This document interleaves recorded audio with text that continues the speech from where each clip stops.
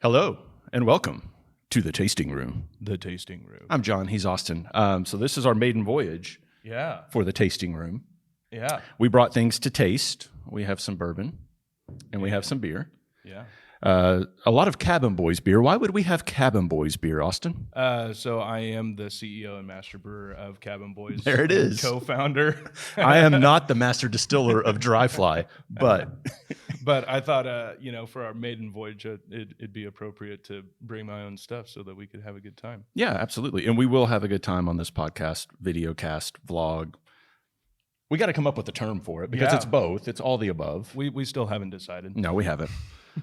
We're early on in the creative process, but we will have a lot of fun. We will, as the name implies, tasting room, not just beer, bourbon, but maybe other liquors, food for sure. Yep. I thought about making a charcuterie board. Oh, that would have been How about nice. that I said the fancy word right the first time. Yeah, you Charcuterie board. Right. That would have been a great breakfast. I haven't had breakfast I yet. really haven't either. I had those granola bars? I'm going to sidetrack for a second. The oats and honey, like crispy Nature Valley granola. Oh, yeah. Is there a way to eat that without it getting everywhere? No, there's not. They specifically designed that to make a mess. I thought it was just me, but No, it's good. I It's good think to that know. that's everyone. Good to know. Good to know. Yeah, but our thoughts on this podcast were to structure a way to give a voice to Tulsa's community and kind of tell that story, and also bring in people to be able to for us to learn from and give a great definition of why Tulsa is so awesome. Yeah, that's a great synopsis of kind of why we're here, and ultimately, I see it as something that could expand beyond Tulsa as well. Oh yeah, Yeah. absolutely. I mean, there's really cool things going on in Oklahoma City, and even just if you take the region, right? You Right. have cool things in Bentonville and Fayetteville. You have really cool things in Kansas City, obviously Wichita. So I mean, there's no limit to how far our wings could spread. Exactly. It's going to be a lot of fun. So the way we're going to do this one, so we will have guests like we're talking about. Starting with the next episode, we'll just call this one an episode 0, just a get to know your two co-hosts. If you watched local news in this area, you might have seen my ugly face before, but I don't know how many times you've been. I mean, Tom Gilbert will come over and you'll do some videos. And we've been fortunate enough to have Tom Gilbert is so nice. He's interviewed me, more than 20 different times, and a few times on the telly. On the telly. So, but that's actually one really cool thing that Tulsa really does well is, we're a pretty small brewery in relativity to the entire industry. Yeah. Get a sniff of that. Oh, that's awesome. And Tulsa really has a heart for its local small businesses and loves to tell their story. But the only reason that Tulsa gets that voice is because of everyone who lives here. Yeah. Because they're so bought into what's happening, what's being developed, and so it's a really cool neighborhood to be a part of.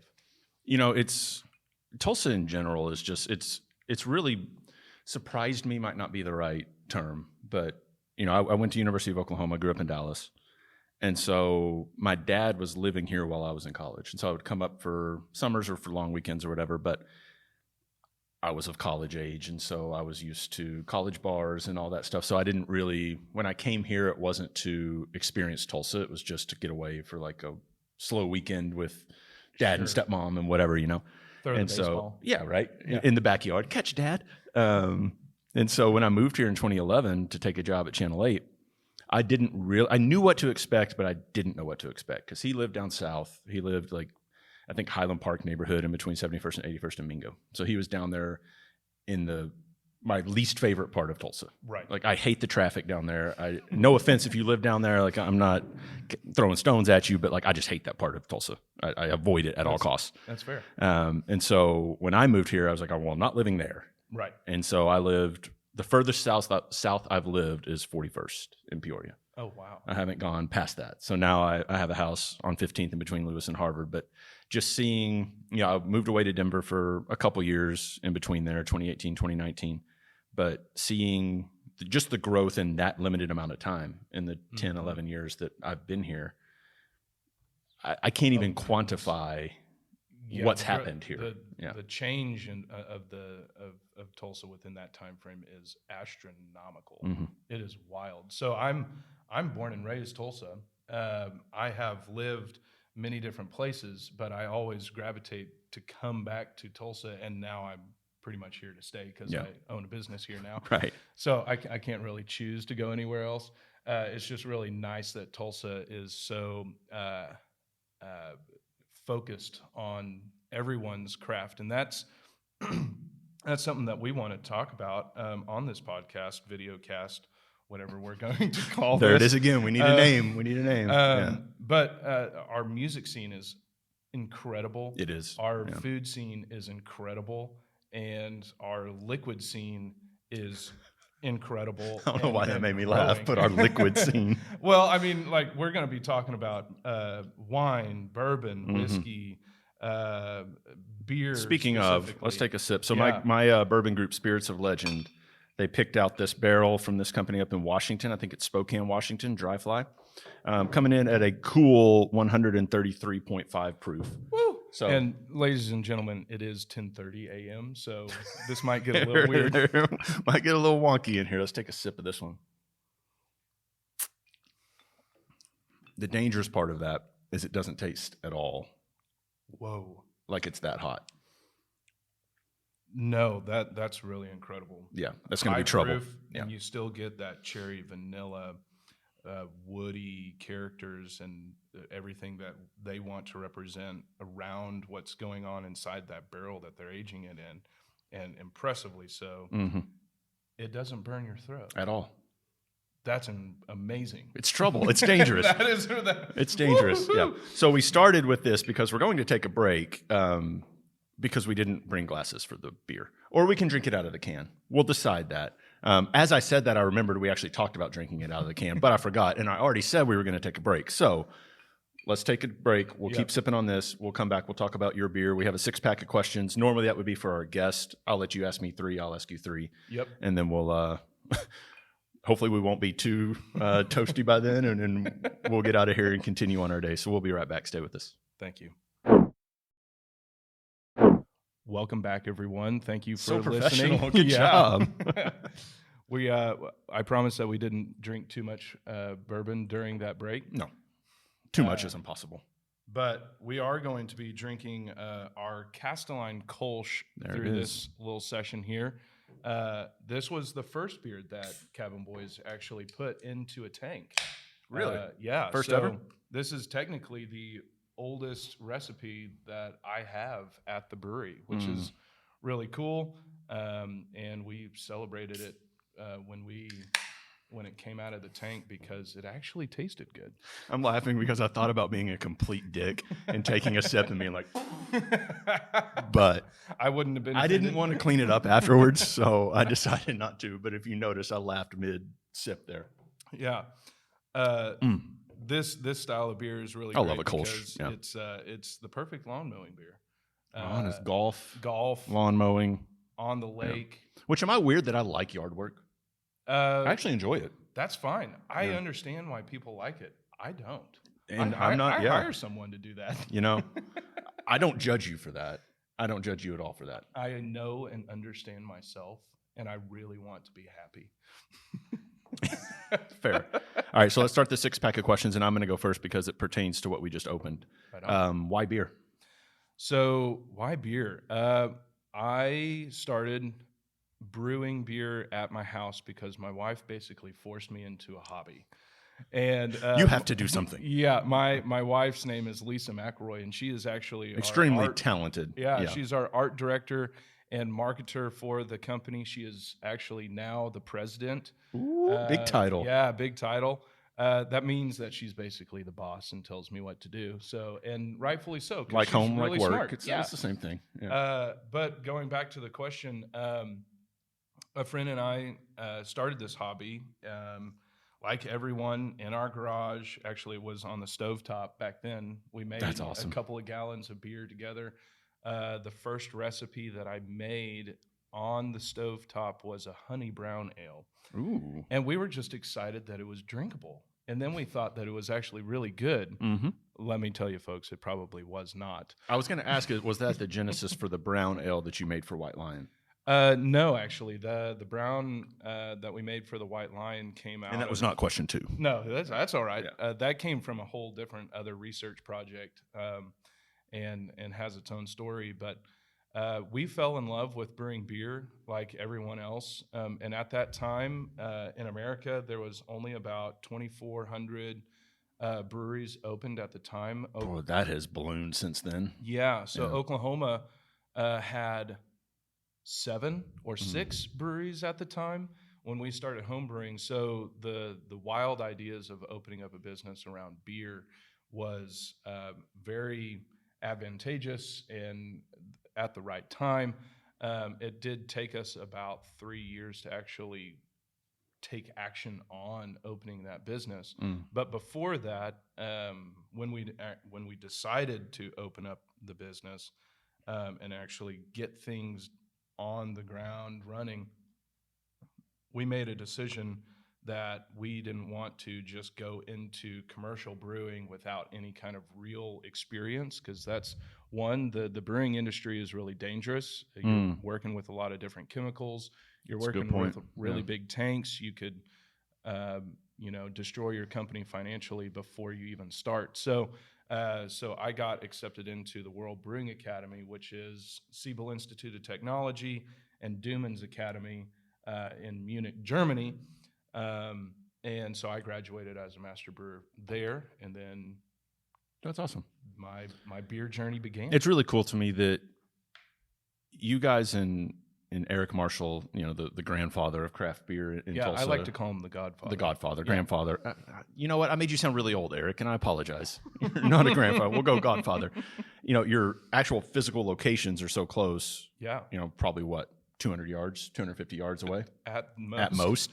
But you also share the German bond. Right, yeah. Of learning to brew beer and stuff over there. That's a cool, just kind of through line between the two. It is, breweries. and I think that really comes from our schooling, really, and our desire to make those kinds of beers. But it's really cool because they make completely different German beers than us. Now, we both have Pilsners and Helleses and this, that, and the other. But that's the one beauty about craft beer is, brewery is 200 feet apart, can brew the same style of beer, and it can taste completely different. Totally different. So we have our own blood within the liquid that makes it different. Ew. I don't actually bleed into the beer. But yeah, so that's a really cool thing about this industry. That is. All right, you want to ask a question now, or you want me to keep going? I can ask a question. All right, so, what's up? What made you get into marketing and being on air and wanting to be in front of a camera, and how is that going to pertain to your story within Tulsa? That's an awesome question. So the easy answer is my dad.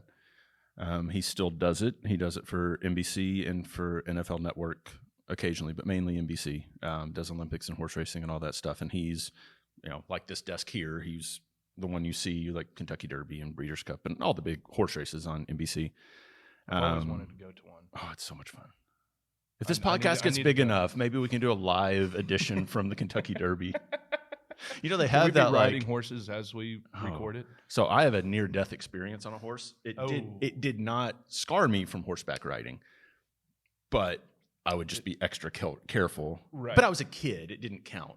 Sure. I'll tell you a quick story. It was at Oaklawn Park in Hot Springs, Arkansas, and it was in the morning. I love to go in the morning and watch the horses exercise because, sun's rising. You see their breath if it's a chilly morning. You hear them. It's just a really cool, almost like cathartic experience for me, at least. Yeah. And so we did that when I was growing up, and we went into the Outriders barn, little stable off the track. And the Outrider is the person who's on the horse, and that horse is trained, and the Outrider's trained, but the horse is too, if a horse that's warming up loses its jockey or whatever, it goes to stop the horse. Like it goes, runs up next to the horse, the guy grabs the reins, and they, save the horse from running into something or whatever. And so my dad knew the Outrider at Oaklawn. He was like I think the GM or something at the time. And so my dad and the Outrider are standing next to the horse in the barn, and the outrider picks me up and puts me on the horse, like just to sit. And I was probably 6, 7. Oh, okay. Maybe. So you were small. I was small. And while I'm on the horse, in front of the little outrider's barn, a horse bucks and loses its jockey and takes off. And that horse is trained to go. Take off. So I'm just sitting there, and luckily I had a hold of the rein in one hand, and that horse just, boom, just takes off. And I'm thoroughbred, right? I'm freaking Pat Day on this horse. I'm just like, come on, like, you know. But I'm holding its neck at this point because I don't want to fall off. I don't know how fast I'm going. And another outrider had to first come save me before it went to save the other horse. But I was fine, but it was a harrowing experience, to say the least. Oh, my word. All that to say, yes, we should go to the Kentucky Derby. Yeah, absolutely. Right on. But yeah, so that got me into seeing that. You know, my dad did that when I was growing up for the most part. Got me into television and also got me out of television in a weird way. Okay. Because growing up, I saw how many life events he was forced to miss. Sure. Because of work and because of having to go to these events, especially in sports.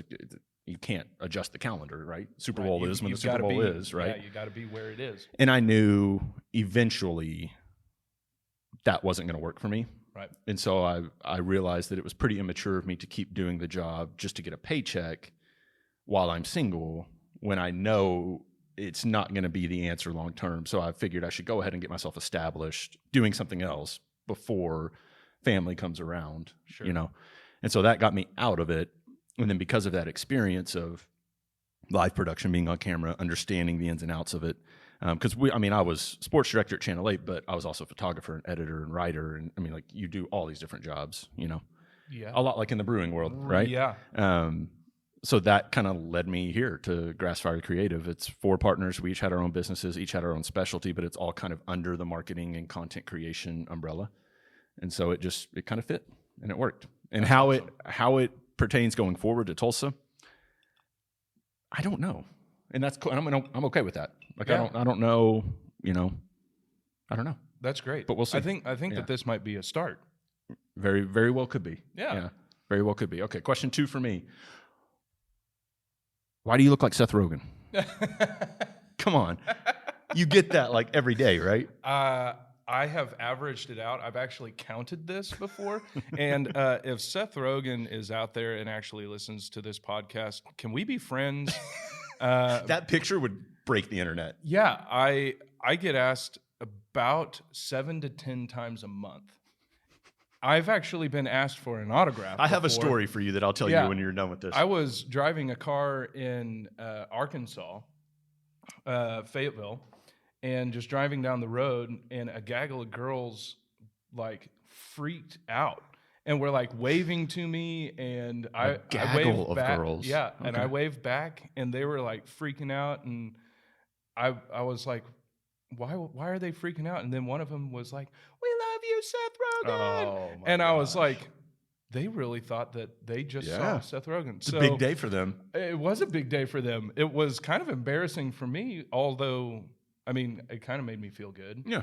Yeah. So I think it's more of a compliment now that he's lost weight.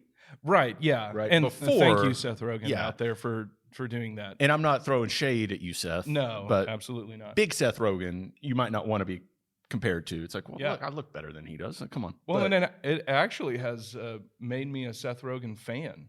Because so many people have said that name to me, and I actually seek out his movies now. And not that I'm trying to imitate him or anything like that, but I have actually heard myself sound like him before. It's really weird. That's funny. So the story at your St. Patrick's Day party, 2020, I believe it was. Okay. 2020? When we played cornhole. Well, 2020 St. Patty's Day. Or was it this year? Was it March this year? It was this year. Okay. It was 2021. I don't think we did one 2020. Or was that the very last thing before everything shut down? That was the last. Yeah. So the one I'm talking about, the story was from 2021. Yeah. So we ended up playing cornhole, but before I came to grab you to play cornhole, someone that was in that group that I was standing with thought you were Seth Rogen. And I didn't tell them otherwise. I was just like, I'm going to go see if he wants to play cornhole. So I went over and grabbed you, and I'm like, I need a partner. Let's play cornhole. And so the entire time, the female that thought you were Seth Rogen is just over to the side, jaw on the ground, like, what is happening? Like, how is this happening? Gosh. And I never told her any differently. And she didn't even come up to me. No, she was too starstruck. She was scared. You're such a big star. She was too starstruck. That's really funny. Oh, Yeah. my word. That was a great party, though. That was a great party. Yeah. You throw a good party. Well, thank you very much. All right, you're up. Question 2. All right. So let's see. What is your favorite meal to eat and the favorite liquid to pair with it? Wow. Okay. I'm a foodie, first and Yeah. foremost. This is kind of why the podcast. Yeah, was this is where born. it came from. Yeah, Yeah. its origin. Okay, so You said the fancy word already, charcuterie. I did say charcuterie, but so I've gotten into making my own barbecue lately. Ooh, yeah. Yeah, it's fun for me, and I have a Pits and Spits shout out sponsor, please, stick burner smoker in the backyard, big one, and so throwing a brisket on or pulled pork or ribs or something. No, it doesn't matter what it is, but pairing it with not necessarily dry fly, but a little bourbon. Right It's last time I did a brisket, I think it took 13 hours. Yeah. 13 hours Man, to it is smoke. Man, since so a plug for 1907. Oh, I love who's Justin in 1907. Right in yeah. front of our brewery. It's amazing to watch him succeed at making some of the best barbecue in the world. It's a labor of love, man. It's a labor man. of love. Yeah. He has a cot in his trailer, and he'll sleep most of the nights at our brewery. Yeah. It's not fun to watch. No. And it's honestly, it's not fun to do. Right. Because in the moment, like if you're doing it overnight or like 2 weekends ago, I got up at 4:30 to start a fire and put a brisket on at 5 so that it would be ready by dinner time that night. Because I had people coming over for a fantasy football draft. And so I was like, okay, I'll make brisket. Yeah. Bad decision because by 1 p.m., I felt like it was 10 p.m. on a normal day. I was just like, God, because, I had friends in town from Denver. Not like I could go to bed at a decent hour. No. I think I got 3 hours of sleep and then it was my up word. and a 3-hour nap and then up to. And you said that this was a couple of weeks ago? Yeah. So it wasn't cool either. Oh, no. This is hot weather. Yeah. It was brutal. The good thing about a smoker is you keep it relatively low heat. It's not like a grill, like a Hasty Bake. Shout out Hasty Bake. Yeah. Richard's the man. They're right down the road from us. I love Hasty Bake. I do. But anyway, so it's fun to an extent. Like it's cathartic. I've used that word twice now, but it's, sitting in a folding chair, sipping whiskey as the sun comes up, which you just have to do. Yeah. It doesn't matter what time it is when you're barbecuing, you're having some whiskey, some bourbon, a beer or something. And just kind of hearing the birds and hanging out. Like it's fun. Yeah. In a weird way. One of the cool things that I love about barbecue is that, and kind of drawing it back to why I'm so passionate about our own space and the area that we've created as breweries in Tulsa, is barbecue really encourages that backyard community feel and just makes anytime barbecue is on the table, it's kind of like when everyone gets together, everyone sighs at the same time because they know that this is going to be great. There's nothing better than the first bite of something that you've spent an inordinate amount of time preparing, and there's no words. Exactly. It's the bite, and you get the that, and it's just like, okay, like that was cool. That was worth it. Like, that was worth it. Well, I think that's a pretty good answer. Well, thank you. Before we go, the last question each, do we want to go ahead and open your quad? Absolutely. And I'm going to warn you, I'm not a huge Belgian beer fan. That's fine. Okay. I'm not scared. I'll let you open. I'll let you I'm not pop scared. it. Yeah. And I don't know what it is. You would know more than me, like if I explained it, but it's something about again, I'm not a brewer, so this word probably isn't going to work, but the raisiny nature, like I get raisin flavor like something like that. And I'm more of a crisp, like Kolsch IPA. You're a crispy boy. I'm a crispy boy. I'm a crispy boy too. Yeah. But you make a lot of Belgian beer. Yeah. So at at our brewery, which is just kind of flabbergasting to ourselves, because so the Castellan Kolsch and the Bearded Theologian are our two main brands at the brewery, which is just so ironic. They're so and different. so different. Yeah. When I tell people from other states and other cities that those are our two main brands within our brewery, they kind of jaw hits the ground and they're like, really, How do you do quad? that? Yeah. How is that happening? And then I tell them quite literally, Tulsa's weird and likes interesting stuff. So your question was what is in a Belgian style beer that I mean, I makes guess you- that wasn't my third question for Oh, you, oh, but okay. it was. I said you would know more than me why, if I like IPAs and Kolsch's and lagers and pilsners, why I don't like. So Belgian beers. Side path on this topic here. The reason why Belgian beers are sometimes polarizing with people is because the ester is driven from the yeast, and it's going to really present all of the malt that's being used within the beer.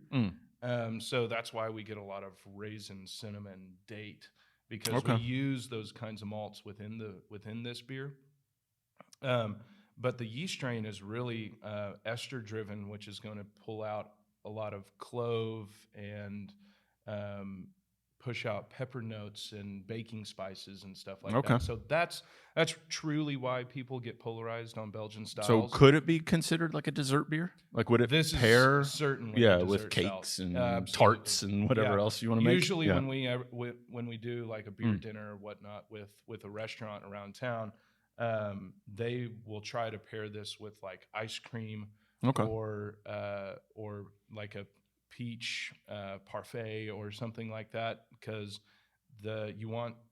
with a quad you really want a light style dessert with this because you don't want two heavies together. So it's been really fun seeing what people come up with to present this beer with dessert. But you're correct. Interesting. This is a finisher. So my third question for you, and then we'll wrap up after your third question for me, is if you weren't brewing beer, what would you be doing? I would be playing golf. So guess what I'm doing later today? playing golf. There you go. Right on. Golf was actually my first profession. I didn't know this. Yeah. So I'm learning something new today. Yeah. What's your handicap? I don't know. Are you a plus? No, I'm not a plus anymore. Okay. I'm anymore. So you were. Yeah, I was. You were that good. I was. Some would say. No, you can brag on yourself. It's okay. You were that good. Yeah, I was that good. Damn. So I went to college for golf and played for two different schools, and then went to the PGA PGM program side of things. No shit. Had my temporary PGA card through that, not a playing card, but I've played, oh goodness, probably 700 tournaments in my lifetime. No kidding. Yeah, so. Wow! So I would flabbergasted. I would now. love to be a professional golfer, though I don't think that's going to happen anymore. Strangely, how old are you? 32. You got 18 years to prep for the senior tour. That's fair. But funny enough, once I started brewing beer, I actually got better for a little bit. And started the company. My average strokes went down probably 2 strokes. I would say my handicap's probably on a municipal golf course, probably 2 or 3. Fuck you. Get out of here. Get out of here. Now, what if I was that? playing, Come which on. I'm have the opportunity and wonderful experience to play Southern Hills. Ooh, when for is the that? Very first time next week. Who are you playing with? Can you name drop? I can name drop Kevin Marshall. Nice. He has been, and I've met him through the brewery and through a lot of other different ways. But Now, is that a Marshall? No, Not Marshall. Okay. Yeah. So a friend and I from college played a golf tournament out at the Patriot because the brewery was sponsoring it, and it was and we actually won. We shot. Of course you did. You're a 2 handicap, dude. Well, I mean, when that was. I think that was the third time I played golf that year. So, but we shot. Here's what I've learned, and not to interrupt you, it doesn't matter. Once you're good, and you're good, and you have the basis and the. That's fair. You know what you're doing. I've put 10,000 hours onto the driving range. Yeah. So and once you know, like, because here's where I'm at in my golf game. I'm probably on a good day I can shoot mid to low 80s. Okay. So I can get around a course. Sure. But if these are involved, like around hole 13, it all goes down. Yeah. But it's makes weird. sense. No matter if I'm on the driving range or not, it takes me 3 or 4 holes. Yeah. To like get right. And so 5 through 12, I'm like 2 over par, 3 over par. But the rest of the time, it's doubles and bogeys. Well, we can work this out. Yeah. Well, yes. Let's go play. We're going to go play for sure. But what I was getting at was that like it doesn't matter if someone that is that good takes a break and then comes back. Like it's like riding a bike. Like because if I do a swing and I'm like, oh, I'm late. Like I was late in that. Right. I don't know how to fix it. I just know that I was late. Right. Like I can feel it, but I don't know how to fix it. Yeah. But when you have that skill set and that background, like you feel it, but you also know how to fix it. Yeah. That's the difference. That is true. Yeah. I think my goal with golf at some point in my lifetime, I've told Lisa this, I probably will become a coach at some point. Coach me first. Let me be your guinea pig, and then we'll go from there. There we go. I've had many guinea pigs, and I've helped a lot of people. I'm really excited for this, guys. This is a nice perk of the podcast. I wasn't ready for this, but okay. Free golf lessons. All right, last question, and then we'll get out of here. Yeah. What you got? Let's see. I'm kind of putting you on the spot. You're fine. Yeah. Last question for you. Where? No, not where. I didn't. I thought out my 2 first questions so well, and I didn't get to a third. I mean, you could just let me off the hook and not have a third question, or you could just come up with one.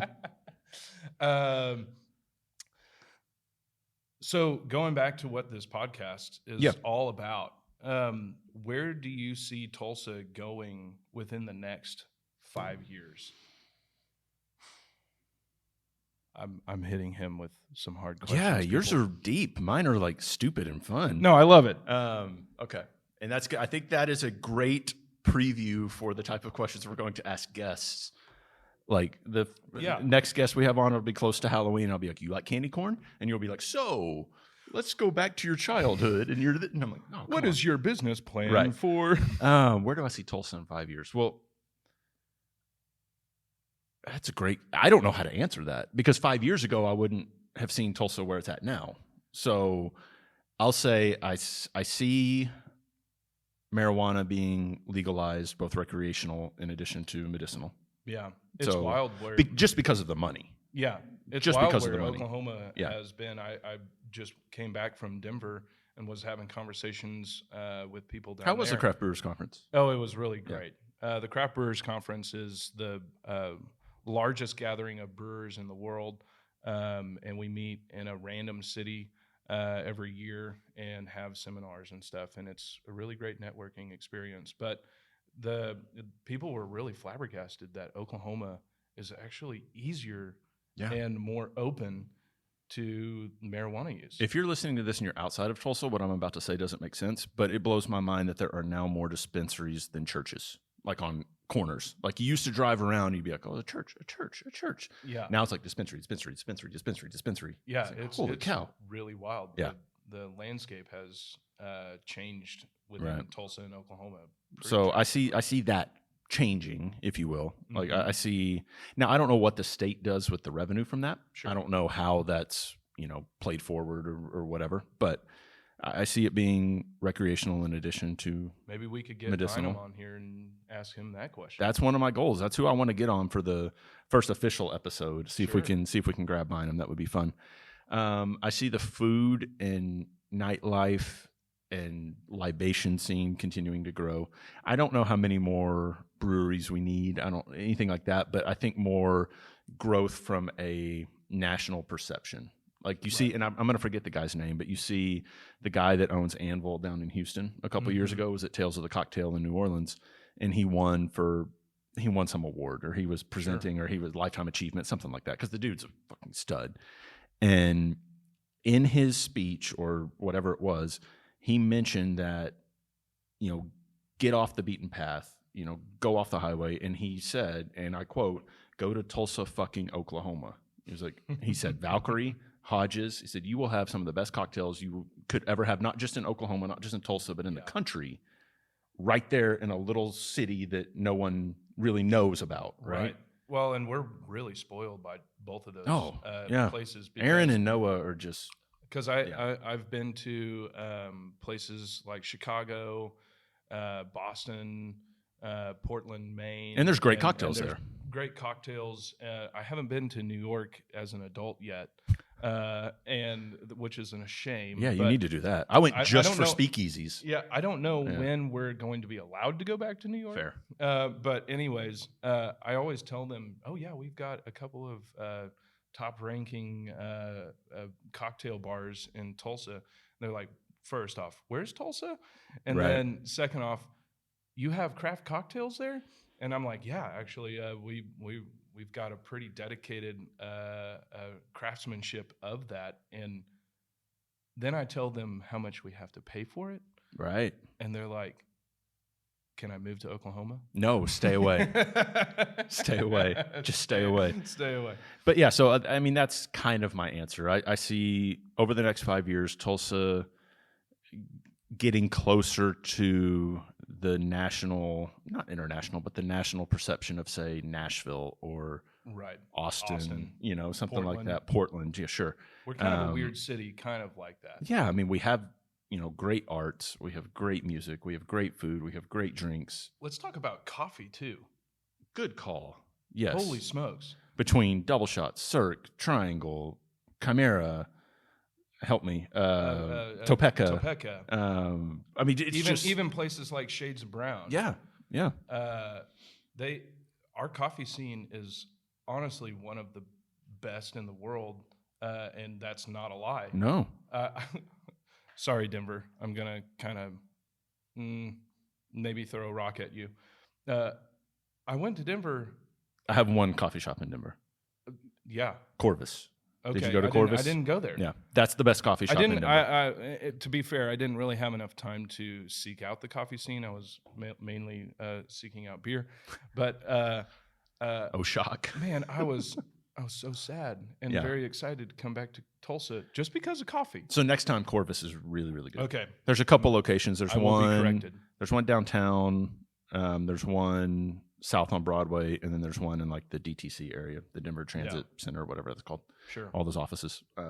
That's worth it though to do that. But you just opened my mind too, so we can wrap it up with this. Like we'll take a week or two. We'll find a guest list, and if you guys have any ideas or you want to be on the show or whatever, because we'll put it on our socials and all that.